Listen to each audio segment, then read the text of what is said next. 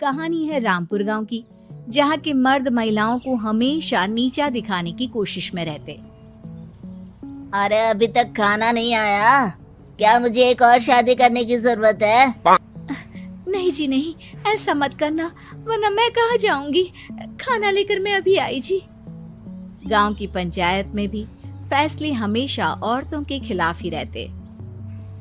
मैं जो फैसला सुनाता हूँ वो भगवान की आज्ञा होती है। इस लड़के ने अपने मन से शादी करके अच्छा नहीं किया। लड़के को घर भेज दो और इसकी शादी इसकी जाति की किसी लड़के से करवा दो, लेकिन ये लड़के, इसे तो गांव के बाहर निकाल दो।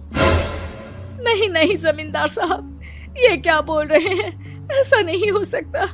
मेरी बेटी मासूम है, इसे अच्छे बुरे की समझ नहीं है। अरे कहाँ जाएगी ये बेचारी? कहाँ जाएगी? इतनी चिंता है तो पूरे परिवार का गांव निकाला कर देते हैं। बेचारे पूरे बसे बसाए परिवार को गांव छोड़ना पड़ता है।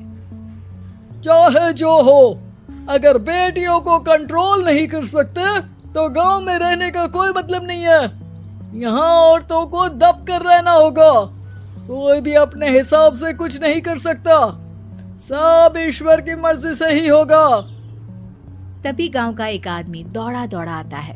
सरपंच साहब, जमींदार साहब, वो कालिया है ना, उसकी बेटी पढ़ने के लिए शहर जा रही है। अच्छा, ये कब हो गया? और कालिया की हिम्मत कैसे हो गई ऐसा करने की? लेकर आओ उसे और उसकी बेटी को। बस फिर क्या था, हाजिर हो जाते हैं कालिया और उसकी बेटी सरपंच के सामने। अरे कालिया, ये क्या सुनने में आ रहा है? बेटी को इंजीनियर बना रहा है तू? और ये बता, गांव में तो स्कूल नहीं है, फिर कहां से इतनी क्लास पास कर गई तेरी बेटी? राधा, जो कि कालिया की बेटी है, उसे लगता है कि सरपंच उसकी तारीफ कर रहे हैं। सरपंच जी, मैंने ऑनलाइन पढ़ाई की है, डिस्टेंस लर्निंग से। सभी में मैंने अच्छे नंबर पाए हैं, जिसे देखते हुए शहर की इंजीनियरिंग कॉलेज में मुझे स्कॉलरशिप मिली है। वाह जी वाह, क्या होती है ये? पहले तो ये बताओ, फिर आगे की बात करते हैं। पूरा गांव राधा की बात सुन रहा था और राधा बोलती जा रही थी।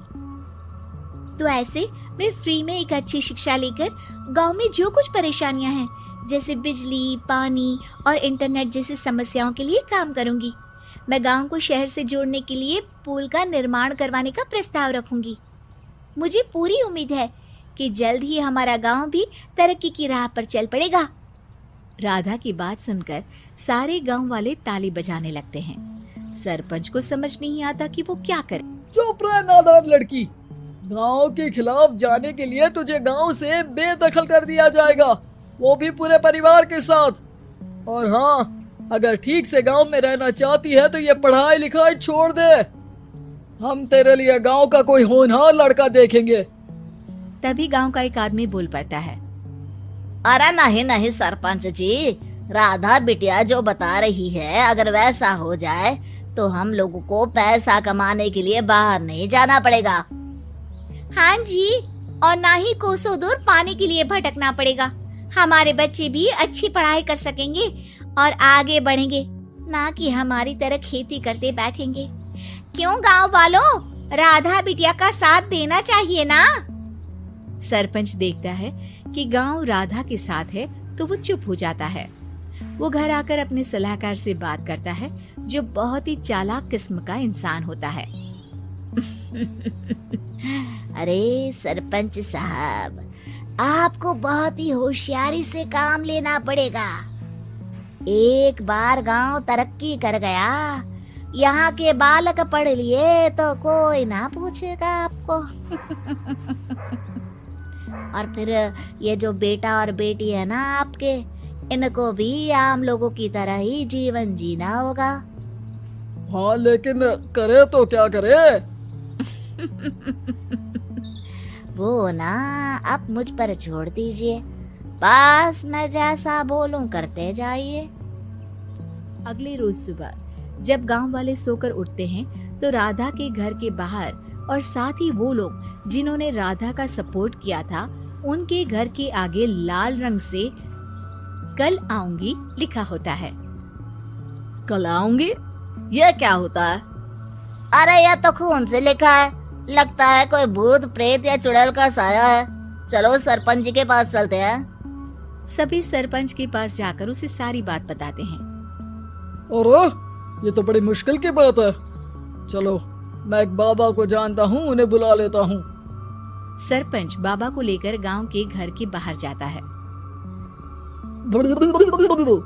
ओहो, तो ये वो चुड़ैल है जो उन लोगों को निशाना बनाते हैं जो गांव को बदलने का सपना देखते हैं। वो गांव को ऐसे ही संपन्न देखना चाहती है, वो नहीं चाहती कि कोई बाहरी यहाँ का कायाकल्प करे। क्या तुम लोगों में से किसी ने गांव को बदलने की सोच रखी है? तभी राधा की माँ रोते रोते आती है।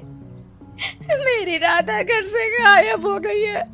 अरे कोई तो बचाओ, मेरी बच्ची कहाँ गई?